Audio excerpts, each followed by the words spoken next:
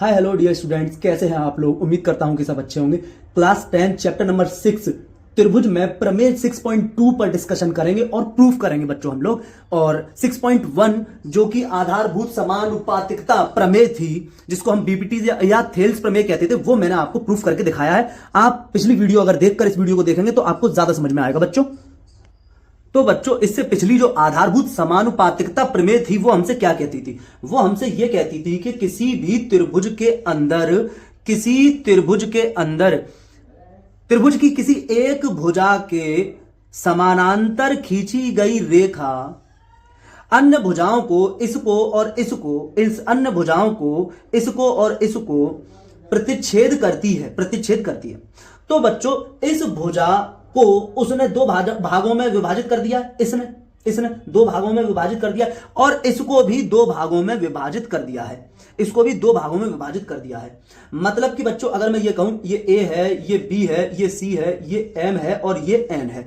तो बच्चों, जो समानुपातिकता प्रमेय है, आधारभूत समानुपातिकता प्रमेय, वो ये कहती है कि दो भागों में जो इसको विभाजित किया है, तो इसके दोनों भागों का अगर हम अनुपात निकाल लें, जैसे कि A M upon M B अगर निकाल लें, और इस वाली भुजा को भी दो भागों में विभाजित कर दिया है, इसने काट के निकल रही है ए एन और एन सी में। तो ए एन में भाग लगा दें एन सी का, एन सी का, तो इसको, ये जो भाग होता है इसी को तो हम अनुपात कहते हैं, इस भाग को ही तो हम अनुपात कहते हैं। तो ये जो हमने भाग लगाया और ये जो हमने भाग लगाया, ये बराबर आएगा। ये अनुपात हैं और ये दोनों अनुपात बराबर आएंगे। ये हमसे आधारभूत समानुपातिकता प्रमेय से हमने इसको सिद्ध किया है। यही प्रमेय हमसे कहती है। ठीक है बच्चों। उदाहरण के तौर पर बच्चों, हम लोग समझते हैं कि ये हमारे पास कोई त्रिभुज है और इस त्रिभुज में बच्चों, ये जो भुजा है, मैंने ये बोला कि ये भुजा जो है ना, ये पूरी भुजा 15 की है, ये पूरी भुजा 15 की है और ये भुजा 20 की है। अब इस वाली भुजा के समानांतर हमने भुजा समानांतर भुजा हमने खींची, जो इस भुजा को दो भागों में विभाजित कर देती है। मैंने ये कहा कि इस भुजा को 6 ये और बच्चों 9 ये रह जाएगी। 6 और 9 में विभाजित कर दिया। ठीक है, 9 इधर रह गई और 6 इधर रह गई। इसी तरह बच्चों, ये वाली भुजा भी दो भागों में विभाजित हुई और ये हो गई बच्चों 8 और ये हो गई बच्चों 12। ये हो गई 12, ये 12 हो गई। अब बच्चों, अगर हम इस भुजा का और इस भुजा का अनुपात निकाल लें, जैसे कि 6/9, और इस भुजा का अनुपात निकाल लें, जैसे बच्चे 8/12। ठीक है मेरी जान। अब बच्चों, हम क्या करते हैं, यहां पर इसको भाग लगाते हैं, यहां पर हम किसी सेम संख्या से। तो हमने यहां पर 3 2 6 और 3 3 9, यहां पर भी हम करते हैं। तो 4 2 8 और 4 3 12। तो बच्चों, ये जो अनुपात इधर आए, इसी भाग को तो अनुपात कहते हैं। ये जो अनुपात इधर आए 2/3 और इधर भी आ गया 2/3, ये दोनों बराबर आ गए ना। यही हमसे प्रमेय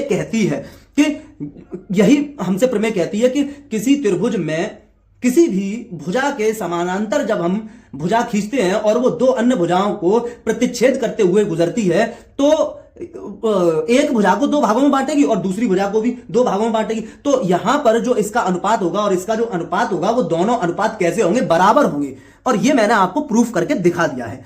ठीक है ना। ये जो चीज है, ये AD अपॉन, ये जो त्रिभुज है, इसी त्रिभुज में मैं बात करूं कि AD upon DB equals to AE upon EC, ये प्रूफ करके हमने पहली थ्योरम जो पढ़ी थी, पहली प्रमेय जो पढ़ी थी, उसमें हमने दिखा दिया। अब ये जो प्रमेय है, इसमें जो हम चर्चा करने जा रहे हैं, तो इसमें इसका उल्टा करेंगे हम। क्या करेंगे? इसका उल्टा का मतलब क्या? ये पहले हमने सिद्ध किया था।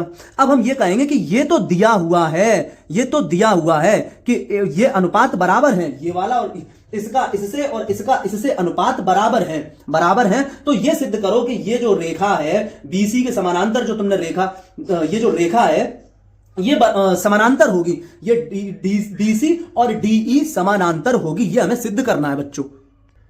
तो इस बार बच्चों, उन्होंने हमको गिवन क्या किया हुआ है, दिया हमें क्या है,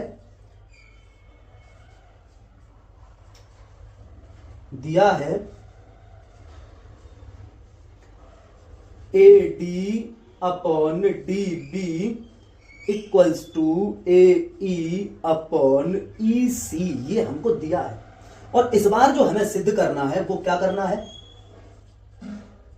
सिद्ध करना है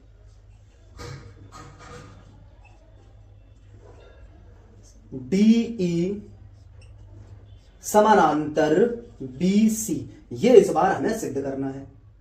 अब करते हैं बच्चों सिद्ध, ठीक है, अब करते हैं हम सिद्ध। तो इसको हम कैसे सिद्ध करेंगे, हम गलत अवधारणा अपने दिल में पाल लेंगे, ठीक है, गलत सोच रख लेंगे हम, इससे रिलेटेड हम गलत सोच रख लेंगे। वो गलत सोच क्या है, तो हम सिद्ध करने की शुरुआत करते हैं।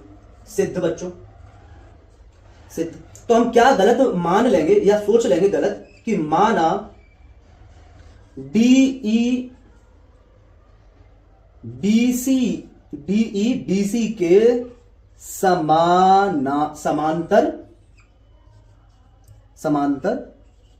नहीं है, समांतर नहीं है, ये हमने मान लिया। अगर DE BC के, जो DE है वो BC के समांतर नहीं है, तो फिर कोई और होगी जो समांतर होगी। तो हमने कह दिया कि DF समांतर है फिर BC के, हमने ये कह दिया। ये जो दिया था उसको हमने गलत मान लिया, ठीक है, हाँ, जो दिया था उसको गलत मान लिया, और हमने ये एक रेखा खींच ली और कहा कि ये DF है, ये DF है, ये DF है फिर समांतर BC के। अगर ये नहीं है समांतर, DE BC के समांतर नहीं है, तो DF समांतर है BC के, DF समांतर है BC के। अब बच्चों अगर ये समांतर है तो हम लिख सकते हैं, तो फिर हम ये लिख सकते हैं कि AD अपॉन DB बराबर AF upon FC, AF upon FC लिख सकते हैं, AF अपॉन FC लिख सकते हैं। मगर मेरी जान हमको क्या दिया हुआ है, AD अपॉन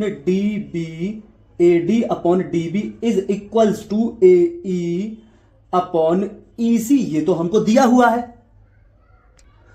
तो बच्चों अब आप देखें कि AD अपॉन DB और AF upon FC, AF upon FC, AF upon FC, AF upon FC और AE अपॉन EC एक ही रेखा पर, ये दोनों अनुपात बराबर कैसे हो सकते हैं? ये दोनों अनुपात AE अपॉन EC और AF अपॉन FC दोनों अनुपात बराबर कैसे हो सकते हैं, जबकि मैं ये ना कहूं कि ये जो F बिंदु है और E बिंदु है ये दोनों बिंदु एक ही हैं, तभी तो AE अपॉन EC और AF अपॉन FC बराबर हो सकते हैं। क्योंकि इनका लेफ्ट हैंड वाला साइड बराबर है, लेफ्ट हैंड वाली साइड बराबर है, तो राइट हैंड वाली साइड भी बराबर होनी चाहिए। और वो बराबर जब ही हो सकती है जब E और F सेम पॉइंट हो, E और F सेम पॉइंट हो। इसका मतलब हमने जरूर कुछ ना कुछ गलत अवधारणा की है, इसलिए हम यहां बीच में आकर अटक गए हैं। तो हम कह सकते हैं तो यह मतलब AF अपॉन FC बराबर AE upon EC, AF upon FC और AE अपॉन EC तब ही बराबर होंगे,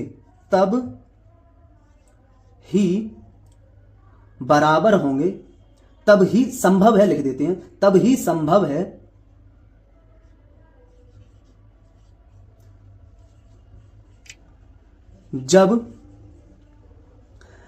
जब F और E एक ही बिंदु हों। अतः बच्चों इधर लिख देते हैं हम, इसके बाद इधर अतः DE BC के समांतर नहीं है, अतः DE BC के समांतर नहीं है, ये तो हो ही नहीं सकता, ना फिर। अतः हमारी अवधारणा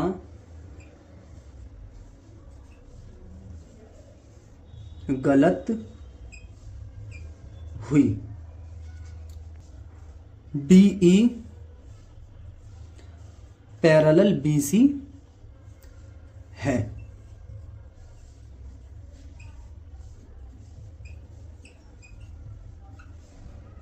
इति सिद्धम। ओके बच्चों, कोशिश कीजिएगा समझने की। Thank you.